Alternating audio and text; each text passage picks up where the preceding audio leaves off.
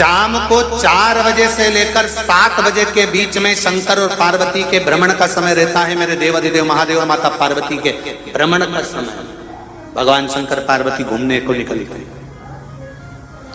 इसलिए हमारा सनातन धर्म कहता है शाम के समय पर माताओं को झाड़ू नहीं लगाना चाहिए, शाम के समय पर माताओं को चूड़ी बिछिया नहीं बदलना चाहिए, शाम के समय पर माताओं को मांग में सिंदूरा नहीं भरना चाहिए, शाम के समय पर माताओं को बाल नहीं बांधना चाहिए, शाम के समय पर माताओं को चौखट पर नहीं बैठना चाहिए। उसका कारण क्या है? क्योंकि पार्वती जी ने भगवान भोलेनाथ जी से कहा था कि तुम मुझे रोज शाम के समय प्रदोष काल में भ्रमण के लिए लेकर जाते हो, मेरे लिए आज्ञा क्या है? शंकर भगवान ने कहा सुनो पार्वती, मंदिर के अंदर नंदी रहता है, जाने वाला यात्री जब मंदिर में मेरा दर्शन करने आता है तो नंदी के कानों में कहकर जाता है कि शिव जी को मेरे यहाँ लेकर आना।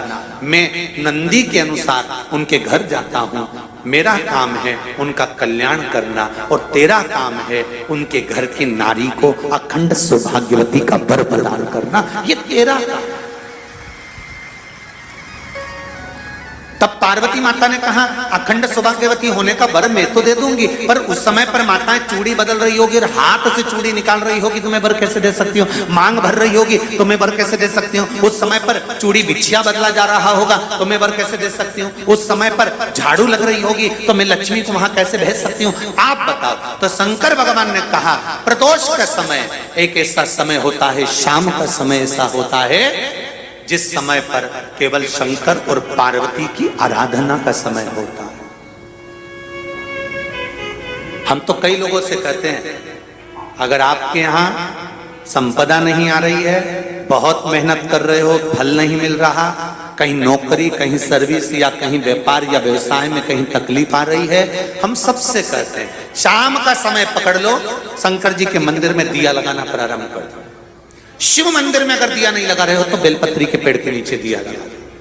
बेलपत्री और शंकर जी के मंदिर में दिया नहीं लगा रहा तो शंकर जी के मंदिर के बाहर चौखट पर दिया लगा।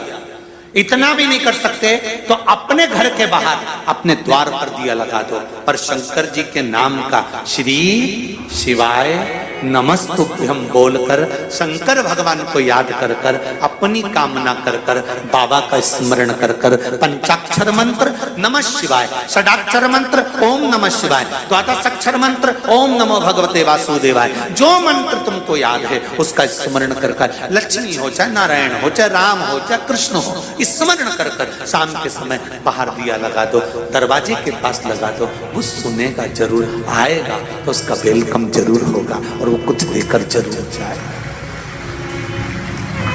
नियम तो बनाओ।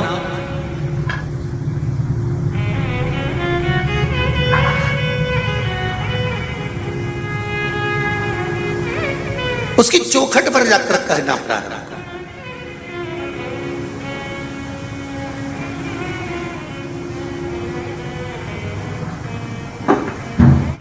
बृहस्पति महाराज ने कहा कि शाम का समय जो प्रदोष का समय होता है उस समय पर इंद्रदेव तुम शंकर जी की आराधना करो। शिव आराधना से शंकर जी जो मार्ग प्रशस्त करेंगे, शिव आराधना से जो शंकर जी कहेंगे वो तुम करना। ठीक है, आराधना करी बाबा भोलेनाथ जी।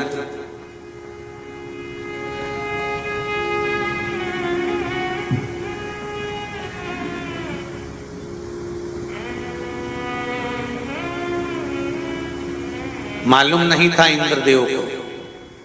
बृहस्पति महाराज ने प्रदोष की महत्वता समझाई तो प्रदोष का समय जानकर शंकर जी पर 7 बेलपत्र प्रदोष के दिन इंद्र ने समर्पित कर दी बिना सोचे।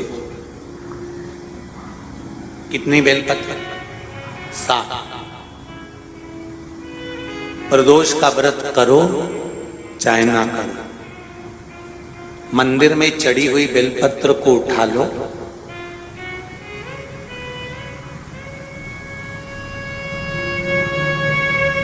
बेलपत्र का ब्रह्म कमल बना लो,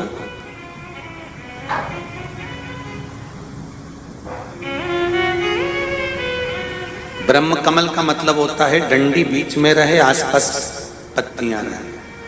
60 पत्ती का ब्रह्म कमल बनाकर, जैसे ये पत्तियां हैं एक जैसी रखी हुई हैं, तो इसको फैला लिया, 7 पत्ती को आपस में फैलाकर ब्रह्म कमल बना लिया। प्रदोष का व्रत करें ना करें, जरूरी नहीं है कि वृक्ष से ही पत्ती लेकर आओगे तो ही शंकर जी को चढ़ाओगे। शिव जी पे से चढ़ी हुई उठाकर धोकर ब्रह्म कमल बनाकर बाबा से विनय कर कर, हे प्रभु आज मैं इस काम के लिए जा रहा हूं, बाबा मेरा यह कार्य है, बोलकर श्री शिवाय नमस्तुभ्यम बोलकर शिवलिंग पर समर्पित कर दो। दिन भर के प्रदोष व्रत का फल बाबा एक बेलपत्री समर्पित करने पर ही प्रदान कर देता है। शिव है। प्रदोष व्रत कर रहे हो उससे बढ़कर कोई प्रसन्नता नहीं, पर नहीं कर रहे तो प्रदोष के दिन या 12 महीने शिवरात्रि आती है, शायद आज भी हो इसमें, हर महीने शिवरात्रि आती है, प्रत्येक महीने की शिवरात्रि। शिव जी को रिझाओ।